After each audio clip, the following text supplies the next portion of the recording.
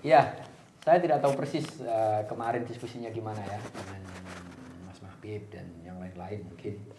Tetapi ketika kita bicara pesantren, mungkin ya bayangannya tentang pesantren itu seperti apa sih? Gitu.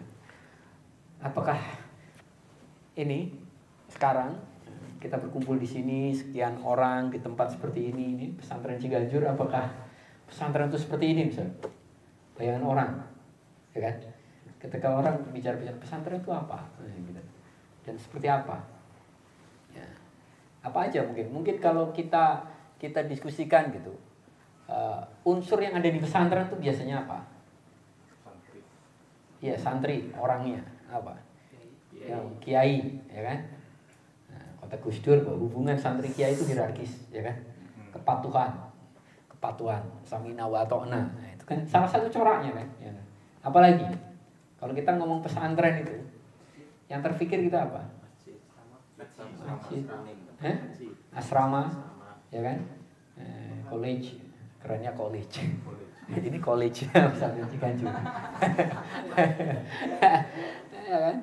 Apalagi? Ngaji, ya kan? Kayak pendidikan kan? Kayak ngaji. Ini ngaji apa? Oh, kitab kuning. Apalagi? Yang kita ingat apapun.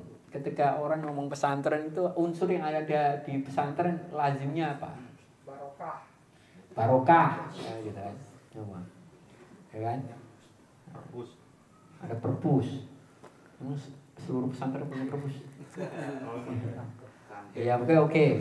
Apalah. Terus yang khas, dianggap khas pesantren. Gus Dur menyebut pesantren sebagai subkultur, sebagai sebuah komunitas yang punya keunikan, value, nilai-nilai, perangkat nilai-nilai tersendiri yang berbeda dari masyarakat di luarnya, ya kan? Punya tradisi-tradisi tersendiri. Nah, itu makanya dia disebut sebagai subkultur. Apa aja gitu? Komponen yang kira-kira memenuhi sampai pesantren dia. Santri, kiai dengan relasi yang hierarkis itu makanya nggak ada, ya kan? Ya, ngaji gitu kan? Mungkin ngaji di banyak tempat ada, tetapi mungkin yang berbasis kitab, barokah di tempat lain tidak ada, lembaga pendidikan lain, tapi adanya di makam-makam, ada di boarding, gitu kan, college, di situ. Juga tidak banyak kalau zaman dulu lembaga pendidikan yang ini ya, boarding, ya, pesantren termasuk yang pertama di Indonesia. Jadi udah, apalagi yang kebayang. Masjid, ya, tapi masjid ada di mana-mana, tempat ibadah itu nggak cuma di pesantren. Tirakat barangkali mas? Ya tirakat, gitu. Jadi dianggap pesantren itu sederhana, hidupnya sederhana, asketis. Jadi diajari asketis. Gus Dur menyebut ini juga kan dalam tulisannya. Asketisme itu kesederhanaan itu yang membuat pesantren itu berbeda dan mampu bertahan. Dianggap karena yang berbeda dari dunia luar yang mungkin dianggap tidak asketis atau konsumeris atau sangat duniawi. Jadi walaupun sekarang juga banyak pesantren yang mungkin udah nggak asketis gitu.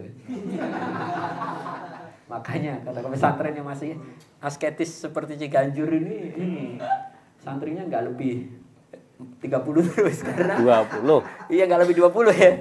Karena ini sekarang orang-orang tua itu atau santrinya sendiri nyari pesantren yang keren, yang nyaman, gitu kan. Jadi ini justru unsur asketisme yang pengen diajarkan pesantren justru nggak ada di pesantren itu.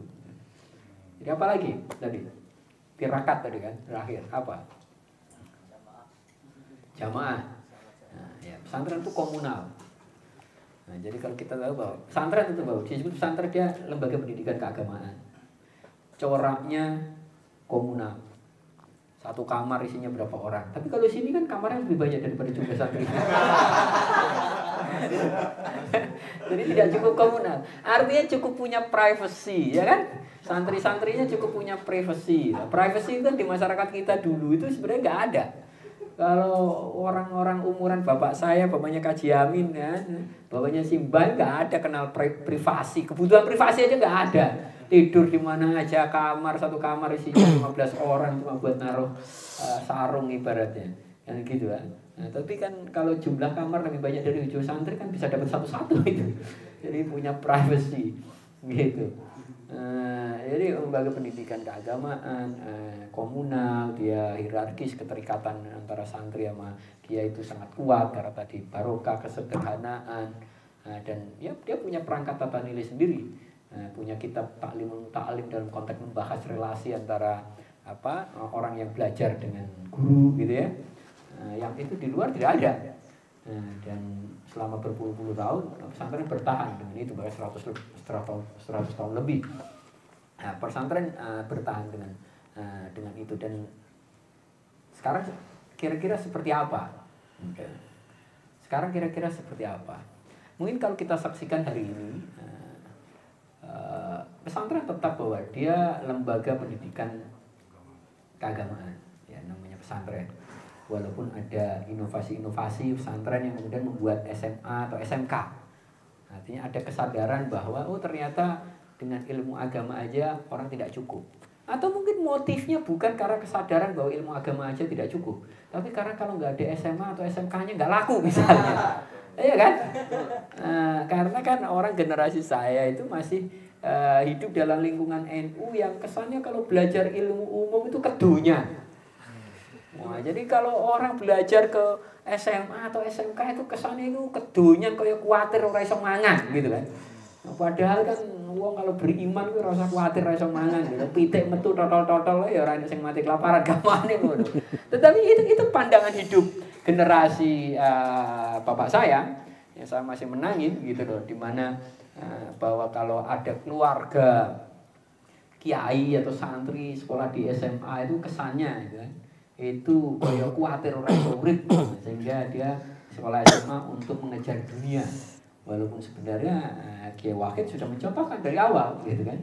Kalau kita lihat ya, saudara-saudara Gus Dur ya juga studi ilmunya udah macam-macam. Dia nggak lagi terkotak-kotak bahwa ini ilmu agama atau ilmu dunia. Karena cara pandangnya Kiai Wahid adalah ya bagaimana mampu melahirkan anak-anak yang memang bisa memberi dampak pada masyarakat. Dan kebutuhan masyarakat bukan cuma kebutuhan agama, bukan cuma kebutuhan spiritual, bukan cuma nasihat-nasihat keagamaan yang dibutuhkan oleh masyarakat. Di situ makanya Kiai Wahid saya kira termasuk salah satu yang revolusioner gitu kan,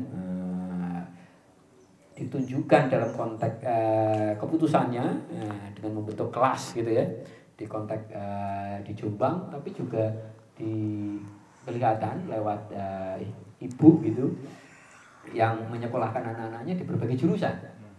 Nah di situ artinya walaupun Kiai itu udah nggak ada ketika Gus Dur dan adik-adiknya tumbuh gitu, tumbuh sampai kuliah gitu ya, tapi kita menyaksikan bagaimana saya kira kenapa Pak Umar jadi dokter gitu kan, kenapa Gus Solah kuliah di ITB gitu kan, itu dipengaruhi pada dasarnya saya kira ya semangat Kiai Wahid yang memang merasa bahwa NU ini udah kebanyakan kiai, ahli yang lain sangat sedikit.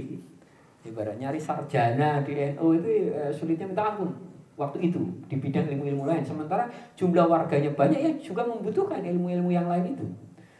Mayoritas masyarakat NU petani, tetapi mungkin yang insinyur pertanian hampir tidak ada atau sangat sedikit misalnya. Ada banyak warga NU yang mungkin nelayan atau petambak, tetapi sangat sedikit orang NU yang ahli urusan perikanan atau tambakan. Artinya Kiai Wahid salah satu saya kira pembaharu dalam konteks tradisi pesantren, dengan tetap mempertahankan corak-corak bahwa pesantren yang komunal gitu, yang sangat sosial di situ. Jadi di sini kita menyaksikan saya kira sudah sejak Kiai Wahid itu pesantren itu pada dasarnya berubah. Pesantren bukan sebuah entitas yang statis, yang pada dasarnya kaku gitu ya. Banyak orang menganggap bahwa pesantren itu kan mungkin dulu tradisional atau kolot atau kaku atau feodal dan segala macam. Tapi kita menyaksikan bahwa pesantren sudah sangat lama sebenarnya dia beradaptasi. Memang sangat pelan. Artinya kalau kita saksikan bagaimana Tebu Ireng gitu ya, membangun sebuah tradisi baru, itu banyak pesantren yang lain masih seperti pesantren Tebu Ireng zaman Mbah Hashim. Nah di situ dan nyampe tahun berapa gitu. Nah, ketika Kiai Wahid sudah menyekolahkan anak-anaknya anak-anaknya Kiai Wahid itu sekolah di mana-mana, ya mayoritas anaknya Kiai itu tetap belajar hanya ilmu agama. Artinya dunia pesantren sebuah entitas yang berubah, dan sekarang kita saksikan perubahan itu masif. Kita menyaksikan hari ini sudah tidak aneh kalau dalam tulisannya Gus Dur kan mungkin baru melihat beberapa aja yang pesantren yang punya SMA. Sekarang kita menyaksikan banyak sekali pesantren yang punya SMA. Nah, pertanyaan apakah ketika pesantren mulai masuk beradaptasi pada zaman, pada kebutuhan-kebutuhan masyarakat luarnya, apakah kemudian tantangan pesantren kehilangan coraknya atau tidak, kehilangan identitasnya atau tidak?